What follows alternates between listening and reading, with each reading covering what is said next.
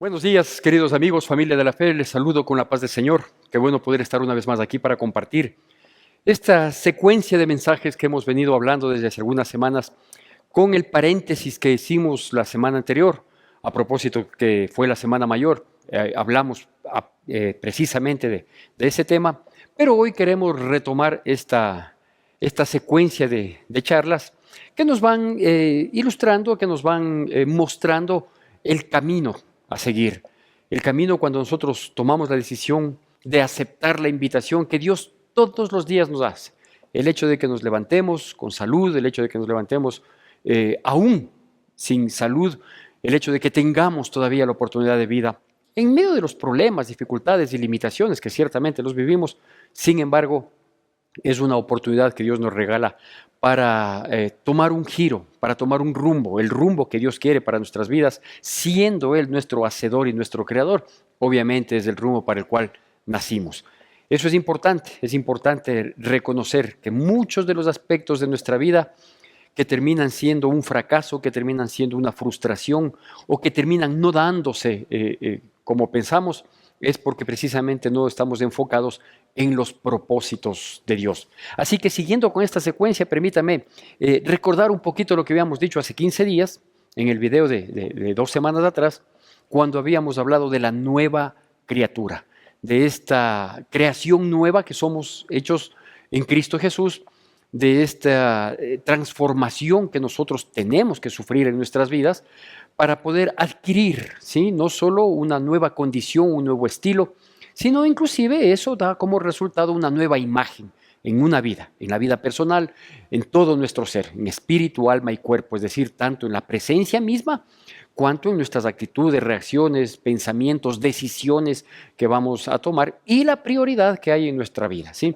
Antes teníamos muchas prioridades, antes teníamos muchos objetivos y metas, que cuando conocemos de Dios, obviamente vamos entendiendo cuáles son las que tienen que permanecer y en qué lugar deben ir. El orden de prioridades necesariamente cambia cuando nosotros vamos entendiendo que somos hijos de Dios, que como hijos de Dios vamos renovando nuestra mente, nuestra actitud, nuestro comportamiento, etcétera, etcétera, etcétera. Y entre esas cosas habíamos manifestado que una nueva criatura no es una persona que nunca falla, que de pronto tuvo una transformación y pasó a tener un chip divino a través del cual Dios le controla con un control remoto para que no falle y que haga exactamente y perfectamente su voluntad. No, eso no sucede, nunca va a suceder. Dios no nos va a quitar el libre albedrío, Dios no va a atentar contra nuestra voluntad, Él siempre va a respetar nuestra voluntad.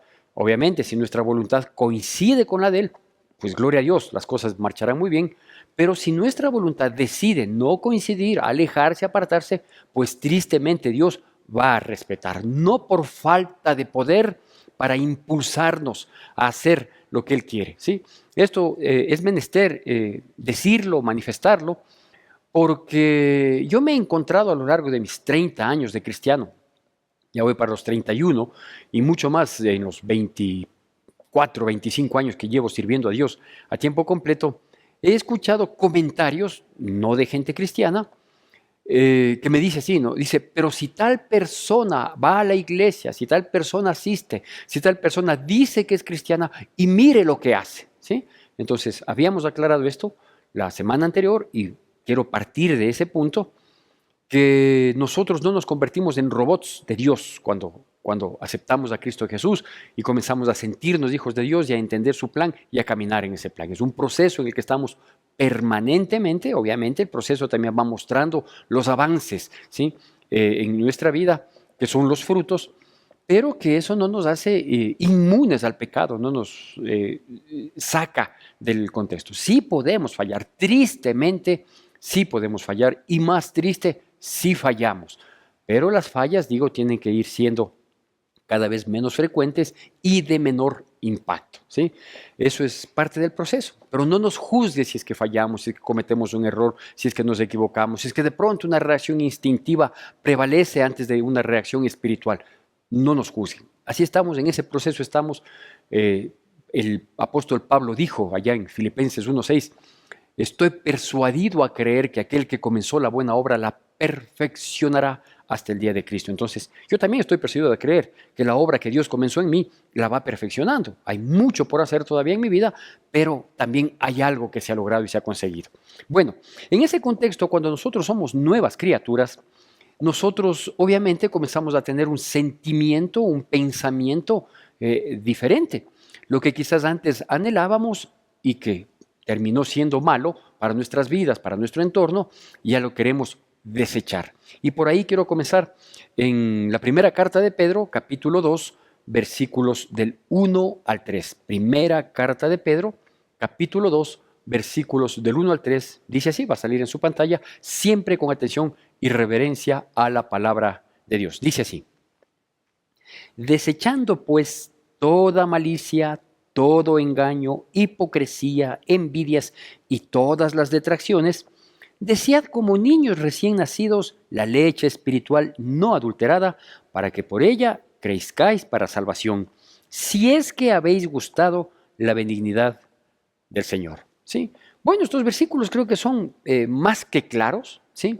Y lo que nos está recomendando o describiendo hasta cierto punto es esto, ¿sí? Ya soy una persona que tengo una nueva mente y por lo tanto tengo una nueva vida, nuevamente, me refiero a nueva espacio, mente, ¿sí? Y por lo tanto voy adquiriendo un nuevo estilo de vida, ¿sí? Ya soy una nueva criatura, mis actitudes, mis pensamientos, mis reacciones ya van cambiando, ya van enmendando, pero también mi sentimiento ante las circunstancias de la vida también tienen que ir cambiando. Yo ya no puedo, por ejemplo, y no porque no pueda, sino porque siento que ya no es así, anhelar el pecado o anhelar ciertas conductas que me podrían desmerecer, que a lo mejor no son pecado, pero que me pueden desmerecer, ¿sí? Yo he hablado mucho esto con los jóvenes, porque ellos los jóvenes mantienen la inquietud de la juventud y obviamente hay una fuerte influencia del entorno que les rodea. Ellos son cristianos, vienen a la iglesia, escuchan la palabra, pero eso es una hora en la semana. Mientras tanto, ellos viven en un mundo de tinieblas, en un mundo perdido, en un mundo que es real, ¿sí? Tristemente, en el que están recibiendo mucha información tóxica, mucha información que les perjudica, que les aliena y que a su vez les inquieta y les invita a sumarse a esa corriente mundana, ¿sí? Entonces, ellos mantienen esas inquietudes, ¿no? Y me han preguntado y me han dicho, pastor, ¿y qué pasa si hago esto? ¿Y qué hay de malo en esta otra cosa? ¿Y qué tan bueno o tan malo puede ser si es que yo solo rebajo un poco y no desecho tal o cual actitud, tal o cual decisión? Tengo que alejarme de todos mis amigos, tengo que apartarme de ellos, pero si aquí en la iglesia no tengo muchos amigos, lo máximo es saludo, venimos los días que tenemos la reunión y así nos vemos nada más, ¿y cómo puedo hacer? Entonces, claro, esto es un proceso, ¿sí? Que depende del grado de compromiso y de disposición de corazón que se vaya teniendo. Esto pasa no solo en los jóvenes, digo quizás en ellos porque están mucho más expuestos por la misma falta de madurez, etcétera, etcétera. Pero inclusive he escuchado de personas mayores que efectivamente tienen una lucha con ciertos aspectos, unos que son claramente pecaminosos y otros que no son claramente pecaminosos, pero que pueden inducirnos al pecado. Y lo mejor es cortar de plano, cortar de raíz, desde el inicio, no dar lugar a. ¿Sí? Entonces me dirá alguien, pero ver tal cosa no es malo. No es malo, pero puede conducir a algo malo. ¿Sí? Entonces hay que ser sabios, hay que ser prudentes, hay que ser pilas, como yo suelo decir, vivos, vivos al santo pelito. ¿Sí? Entonces aquí, ¿qué nos dice la palabra de Dios? Nos dice que instintivamente nosotros, ¿sí? Debemos ir dando lugar a esa inquietud que el Espíritu Santo con el cual fuimos sellados va obrando en nuestras vidas, ¿sí? E ir desechando las actitudes malas, desechando los comportamientos inadecuados, desechando las reacciones inapropiadas. Por eso dice desechando toda malicia, hipocresías, envidias. Eso es un ejemplo nada más, no es una lista taxativa.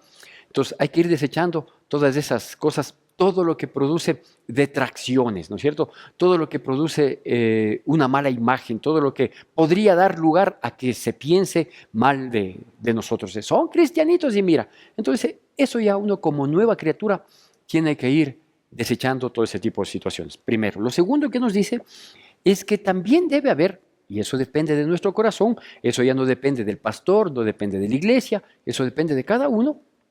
Debemos desear, dice, como niños recién nacidos, la leche espiritual no adulterada. Es decir, una nueva criatura, ¿sí? Un hijo de Dios, una persona que ha sido transformada, una persona que por el milagro de Dios, el milagro de la salvación, ha sufrido esta conversión de las tinieblas a la luz, ¿sí? De la esclavitud del pecado hacia la libertad en Cristo Jesús, debe desear esa leche espiritual. Es decir, no puede ser una persona que se conforme con venir el día domingo a escuchar y que de pronto coincidió que la palabra que se compartió no me agradó, no entendí, no fue para mí.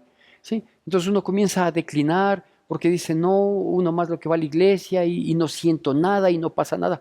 Si es que al ir a la iglesia no sientes nada, no pasa nada, no te das cuenta que Dios te habla, sea para consolación, para edificación, para fortalecimiento, para redarguirte, para llamarte la atención, el problema eres tú, no el pastor, no la iglesia. El problema eres tú, ¿sí? Porque a lo mejor estás teniendo tan poco alimento, ¿sí? Durante la semana, que estás tratando de sobrevivir o de vivir fortalecido, peor aún, tratar de vivir fortalecido comiendo solo el día domingo un poco y el resto de días nada. Entonces dice que debemos desear y ese deseo debe ser intrínseco, debe ser espontáneo, es un resultado obvio de haber experimentado todo el proceso que hemos venido hablando en esta semana, ¿sí?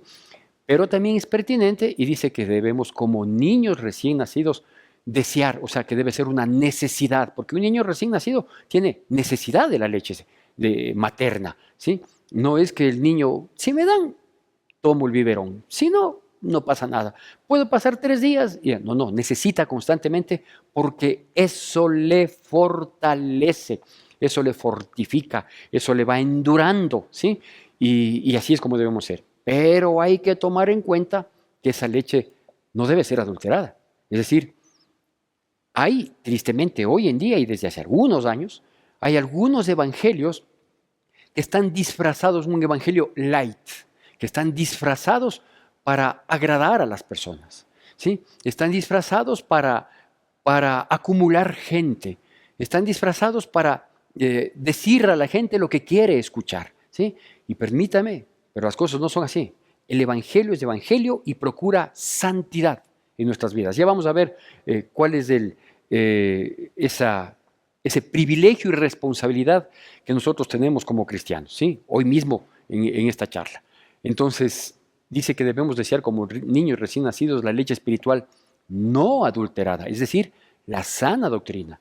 Y mucha gente me ha preguntado, dice, pastor, ¿yo cómo puedo saber? El otro día una persona iba a viajar al exterior con la intención de quedarse allá, no sé si mucho tiempo o por el resto de su vida, y me decía, yo quisiera conseguir allá, pastor, una iglesia, y me indicaba la ciudad a la que viajaba en otro país, quisiera conseguir una iglesia. Dice, ¿no sabe usted de alguna iglesia, pastor? Le digo, vea, yo sé de la mía y de las que son de nuestro ministerio, de las que tengo unos pocos amigos, también muy buenos amigos, pastores acá en el sector donde está ubicada nuestra iglesia, pero no conozco más de eso, ¿no? No podría hablar ni bien ni mal de nadie porque simplemente no lo conozco. No me pida que conozca si la iglesia o si es que hay alguna buena iglesia de sana doctrina en la ciudad X, Y, Z de tal país al que a lo mejor ni siquiera conozco cuál es su capital, ¿sí? ¿Cómo saber cuál es la sana doctrina? Cuando yo leo la Biblia. Cuando yo leo la Biblia, cuando tengo la costumbre de leer la Biblia todos los días, aunque aparentemente hay muchas cosas que no entiendo, aunque aparentemente y a primera vista pensaríamos que no tenemos mucho discernimiento, ¿sí? Cuando uno tiene la sana costumbre de leer la Biblia y tiene el deseo permanente de crecer espiritualmente, vamos a ir a cualquier iglesia, vamos a entrar, vamos a oír y ahí vamos a confirmar lo que están diciendo con lo que yo he leído, con lo que yo he entendido, con lo que yo he aprendido. Entonces, y me voy a sentir bien y digo, esto va bien, ¿sí? Pero si es que yo he leído, deseo permanentemente la leche espiritual no adulterada, ¿sí? Y estudio la palabra de Dios, ya sea a través de lo que la iglesia me propone, a través de los devocionales que hoy tenemos acceso en los aparatitos estos electrónicos, ¿sí? Entonces, si de pronto voy a un lugar y veo que la situación está media rara, desde la misma presentación, desde los mismos preámbulos, etcétera, etcétera, que se tenga el rato para la predicación, y si en la predicación yo veo desde la presencia de las personas, ¿sí? Es decir, si yo me voy a una iglesia y veo que el pastor es tatuado, que el pastor tiene rastas, que el pastor se presenta por poco y en pantaloneta, entonces digo, aquí estoy mal, esto no es así. ¿Por qué? Porque a Dios se le debe servir con reverencia y con lo mejor de nuestras vidas, ¿no es cierto? Entonces, digo desde ahí. Y luego, pues el mensaje, podemos irlo discerniendo en la medida de que nosotros tengamos la sana y buena costumbre de leer la palabra de Dios todos los días y tratar de ilustrarnos a través de devocionales y de lo que las iglesias, las respectivas congregaciones nos proponen, nos ofrecen. Bueno, entonces nos advierte esto, que nosotros vamos desechando, que las actitudes indebidas, que nosotros debemos irnos alimentando, que ese alimento nos va a fortalecer espiritualmente. Y obviamente dice que si esto va a suceder en tanto en cuanto nosotros anhelemos tener una vida de gente buena. Ahí dice, si es que efectivamente hemos deseado la benignidad del Señor. Es decir, esto de ir desechando las cosas malas, de ir anhelando la palabra de Dios, va a ser una situación totalmente lógica, normal, si es que deseamos ser gente buena.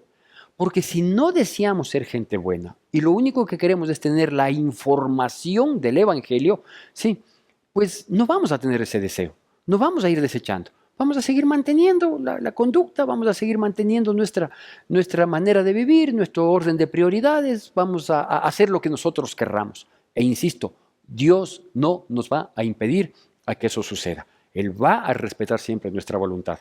Por eso es necesario que nosotros sepamos que el ser cristianos es un privilegio y una responsabilidad, ¿sí? Así se llama este tema, el del día de hoy, ¿sí? Privilegio y responsabilidad de ser cristianos. Privilegio y responsabilidad de ser cristianos. Mis padres solían decir que cada vez que nosotros logramos algo, ¿sí? Es algo meritorio.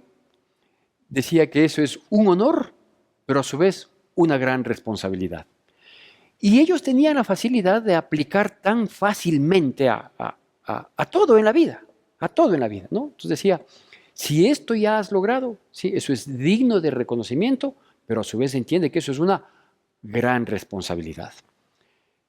Recuerdo claramente con mi madre, bueno, mi padre y mi madre tenían estas enseñanzas así, en el momento preciso, adecuado, que quedaban impregnados en nuestras mentes y corazones.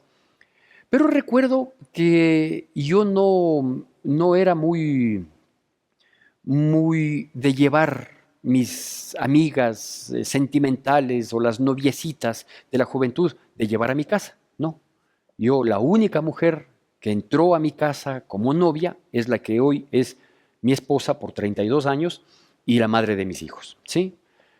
Y esa fue una recomendación tácita que teníamos en casa, de tal manera que cuando yo le llevé a ella, ¿sí? A mi casa a presentar, mi madre me dijo así, en medio del celo que le generó, porque yo era el mimado, el consentido de ella se apoyaba mucho en mí, y como nunca antes yo había presentado a una chica como mi novia, entonces sí le pegó fuerte, le cogió de sorpresa a mi mami.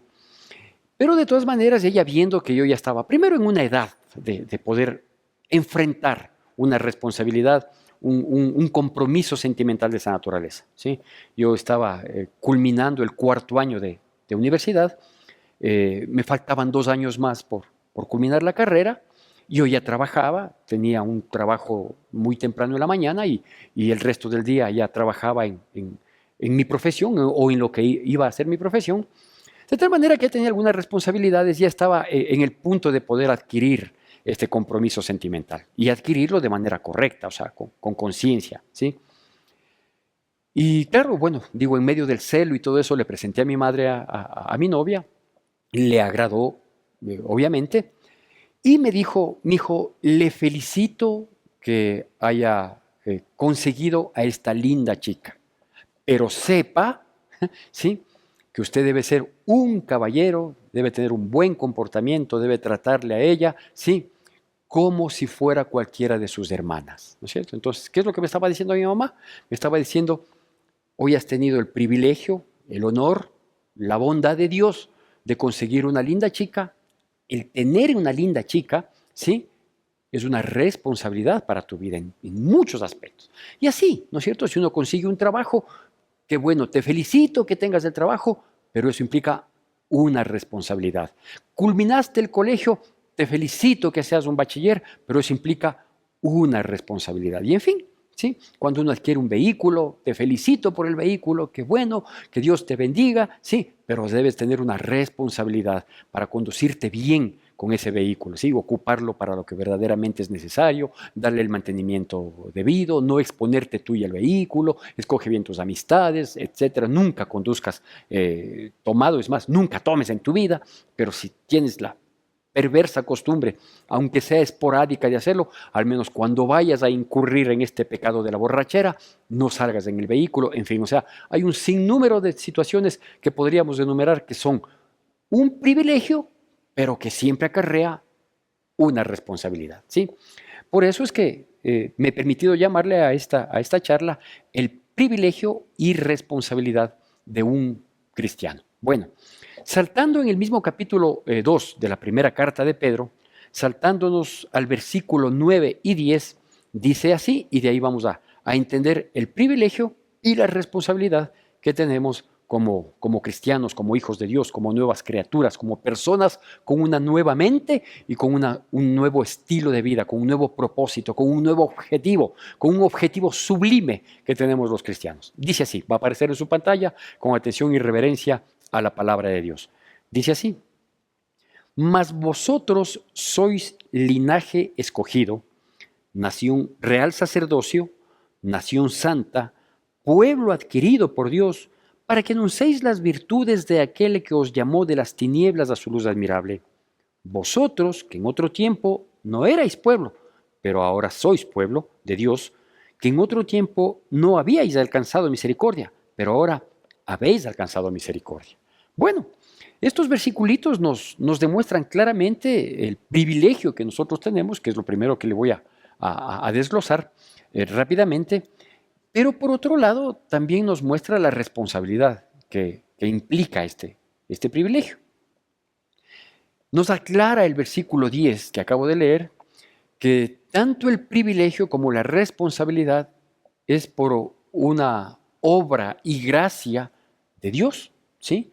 No es por mérito propio, ninguno de nosotros alcanzó este privilegio, ninguno de nosotros lo logró, ninguno de nosotros tuvo tal o cual actitud para llegar a ser, ¿sí?, un linaje escogido, un real sacerdocio, una nación santa y un pueblo adquirido por Dios. No, ninguno de nosotros. Clarito nos dice el versículo 10, dice, ustedes, yo, sumado a este pueblo, dice, ustedes que antes no eran pueblo de Dios. La Biblia nos dice que éramos enemigos de Dios, apartados de Dios, ¿sí? Dice, ustedes que no eran pueblo de Dios, pero que por la misericordia y el favor de Dios a través de su Hijo Jesucristo, ¿sí?, hoy son pueblo de Dios, ¿sí? Ustedes que antes no habían alcanzado misericordia, pero que por la bondad, generosidad y favor de Dios han sido alcanzados por su misericordia, debemos entender estas cosas. ¿Qué es lo primero que nos dice ahí? Punto 1, linaje escogido. ¿Qué es un linaje escogido? Si nosotros nos abstraemos de la parte espiritual y quizás nos trasladamos a las monarquías que tristemente todavía existen en el mundo, vamos a ver que ellos son el claro ejemplo de en el caso de ellos, entre comillas, un linaje escogido. Es decir, son personas predestinadas por su ADN, llamémosle así, ¿sí? A ocupar una posición principal, ¿no es cierto? Entonces nace una criaturita, igual que cualquier otra, obviamente en muchas mejores condiciones económicas, una criaturita que ni siquiera sabe nada del mundo, pero ella sabe que en algún momento va a ser un príncipe, luego puede ser un rey, puede ostentar un título de nobleza, o sea, toda esa, no quiero pecar, todo ese tipo de situaciones que se dan, ¿sí? Y llegan a tener esa convicción de que efectivamente ellos tienen una posición especial, porque son un linaje escogido. Bueno, eso nos sirve como ejemplo nada más. No estoy de acuerdo para nada con las monarquías, pero que nos sirva solo para el entendimiento de lo que Dios nos quiere decir.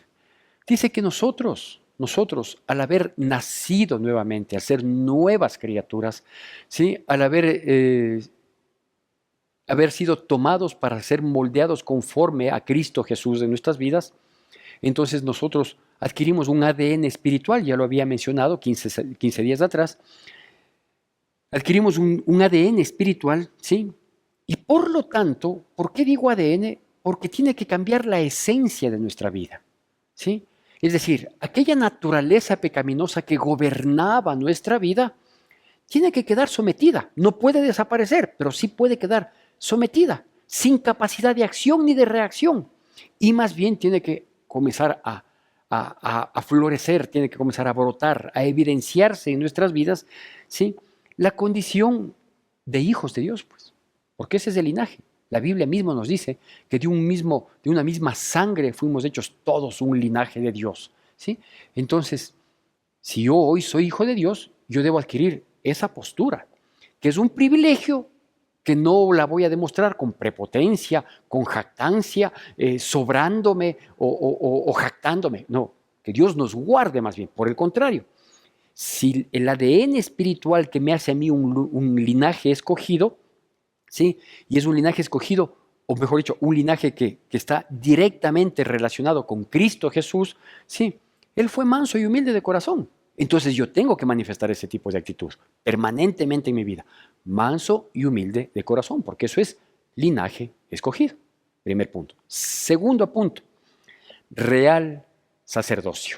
¿Sí? Un verdadero, un correcto sacerdocio y un sacerdocio del rey. A eso se refiere real sacerdocio. ¿Quién es el rey? El Dios Todopoderoso y su Hijo Jesucristo, el Rey de gloria, el que vendrá en gloria. ¿Sí? Entonces, si yo tengo que ser real sacerdocio, eso es un privilegio que se ve manifestado en la condición del sacerdote. ¿Sí? ¿Qué hacía el sacerdote? ¿Qué deben hacer los sacerdotes? ¿Qué debemos hacer los sacerdotes? Pues los sacerdotes lo que debemos hacer es lo siguiente, ¿sí? Tenemos 3 funciones. Tratar de compartir los mandamientos y la ley de Dios al pueblo, eso hacían los sacerdotes, ¿sí? Ser los mediadores entre el pueblo y Dios, por eso los sacerdotes eran los que ofrecían los sacrificios, y sobre todo proclamar la ley con sus vidas, ¿sí? Entonces nosotros, al haber sido tomados por Dios para ser su pueblo, que antes no éramos pueblo, haber alcanzado misericordia, que antes no le habíamos alcanzado, ¿sí? Lo que nosotros debemos hacer es proclamar la voluntad de Dios, es decir, dar a conocer a la gente el Evangelio, ¿sí? Proclamarlo no solo con nuestras palabras, sino con nuestra vida, ¿sí? Y no hay mejor posición, ¿sí? Para identificar al real sacerdocio que esta palabrita, siervo de Dios o sierva de Dios, ¿sí? Entonces, el real sacerdote es un siervo, ¿sí? Que está encargado de proclamar a Dios, proclamar su evangelio, hacer conocer a la gente. Y usted me dirá, ¿a qué pueblo, pastor? Usted, claro, usted ve el domingo y la gente asiste y usted le comparte. No, no. Antes de que yo sea pastor, antes de que yo me pare en un púlpito a predicar, ¿sí? Cuando yo ya conocí a Cristo Jesús, mi púlpito era mi escritorio, el escritorio de mi trabajo. Yo trabajaba en una institución pública y ahí iba compartiendo. Venía alguna persona, se ofrecía una ligera conversación, algo ya le decía, ¿sí? A otra persona por ahí, sea un compañero de trabajo, una persona que de pronto visitaba eventualmente, ¿sí? Algo ya le decía. Pero mi mejor predicación era mostrarme íntegro, en santidad, siendo una persona correcta, no como los demás, en mi comportamiento, en las reuniones sociales que habían dentro de la institución. También mostrar que soy un hombre de Dios. Ahí lo que estaba diciendo yo es proclamando el Evangelio con mi vida, ¿sí? Eso es real sacerdocio. Punto 2. Punto 3. Nación santa, ¿sí? Santo significa apartado de. Eso quiere decir apartados del mundo, pero apartados para Dios. Y cuando nosotros nos apartamos para Dios, entonces tenemos la posibilidad de ir conociendo el propósito de Dios en nuestras vidas y a través de nuestras vidas, ¿sí? Entonces, una nación santa es un conglomerado de personas que estamos distribuidos en todo el mundo, en los distintos países, en las distintas latitudes, que tenemos bien claro quién es el que gobierna esta nación, que es Cristo Jesús, ¿sí? Y nosotros estamos apartados para Él, es decir, dispuestos a que lo que Él diga, haga, disponga y mande, nosotros cumplir, ¿sí? Entonces somos una nación apartada para Él, eso significa nación santa. Una nación apartada para Él se debe y está en plena obediencia para Él, ¿sí? Eso implica que nosotros vamos a ser herramientas en sus manos. Lo que Él quiere hacer, lo que Él decida hacer, como Él pretenda hacer, así lo vamos a hacer, ¿sí? Nación santa, tercer punto. Y cuarto punto, para culminar, dice que nosotros somos pueblo adquirido por Dios. Por Dios que la gente entienda que somos pueblo adquirido por Él. ¿Por qué le digo esto? Porque si yo ya soy adquirido por alguien, hoy le dejamos así, por alguien, ¿sí? Eso quiere decir que yo soy propiedad absoluta de esa persona, ¿sí? Mire lo que sucede. Ahora uno compra un vehículo, ¿sí? Pensemos que lo compra a crédito y paga un porcentaje del valor de contado y la diferencia lo hace a crédito. No obstante de que no ha acabado de pagar el vehículo, ¿sí? Que a lo mejor la mayor parte está por pagar en los subsiguientes meses, ya tiene una matrícula. Y en la matrícula dice propietario es esta persona. Y el concesionario que le vendió, aunque es el poseedor del mayor porcentaje del valor del vehículo, ya no consta ahí que legalmente corresponde que haya una prenda o se le constituya como prenda o haya alguna manera de garantizar ese pago, eso es otro aspecto. Pero ya aparece en la matrícula que es el dueño y propietario, la persona que lo adquirió, ¿sí? La palabra de Dios dice que nosotros fuimos adquiridos a precio de sangre, y de sangre divina, santa y preciosa, poderosa, que es la sangre de Cristo Jesús. Él pagó un precio de sangre para adquirirnos a nosotros. Pregunto, tan alto precio pagado por un Dios santo, sublime y maravilloso como es Cristo Jesús, ¿podrá ser pagado por alguien más? ¿Hay alguien más que pretenderá sentirse dueño de nosotros? ¿Hay alguien más que podrá decidir sobre nuestras vidas? ¿Hay alguien más que podrá incidir en nuestras vidas para decirnos, no, tu propietario dice esto, pero bien puedes hacer esto que no coincide con la voluntad de tu propietario? Pues resulta que no. De tal manera que cuando uno defiende lo suyo, ¿sí? Porque yo de pronto tengo mi carro y lo he adquirido, no importa si el precio fue muchísimo o poco, fue lo mejor que pude lograr, lo mejor que pude tener, y de pronto alguien viene y me quiere usurpar mi vehículo. Yo lo defiendo, ¿sí? Yo voy a pelear por lo que es mío, ¿sí? Hablando de un bien material que puede ser recuperado, mejorado inclusive. ¿Cuánto más de una vida? Ahora le pongo a pensar esto, quienes tenemos el privilegio de ser padres, progenitores de nuestros hijos. En cualquier edad, que nuestros hijos hubieran alguien querido usurparnos. No solo en el sentido literal de quitarnos, que Dios nos guarde, ¿no? Sino de apartarles de la voluntad y del propósito que nosotros tenemos de nuestros hijos. no defenderíamos con las uñas, no defenderíamos con todo nuestro ser para que a mi hijo o a mi hija no le aparten, no le quiten, no le retiren de mi propósito. Dios está dispuesto a eso, porque Él nos compró a precio de sangre, el precio de la sangre derramada en la cruz del Calvario por su Hijo Jesucristo, su único Hijo Jesucristo, a quien le entregó para rescatarme y adquirirme y poder ser yo coheredero con Cristo Jesús. Dios está dispuesto a hacer eso, si es que nosotros decidimos vivir en la benignidad de Dios, si es que nosotros decidimos hacer las cosas como corresponde, de tal manera de llegar a tener y mantener un sentido de pertenencia. Ya no vivo yo para mí, sino que Cristo vive en mí. Y lo que vivo, lo vivo en la fe del Hijo de Dios. Esa es la idea. Seguiremos en este proceso, en esta secuencia de conversaciones basadas en la palabra de Dios que nos ilustran y nos dan el mejor entendimiento de cómo manejarnos como hijos de Dios. Que Dios nos bendiga poderosamente en Cristo Jesús.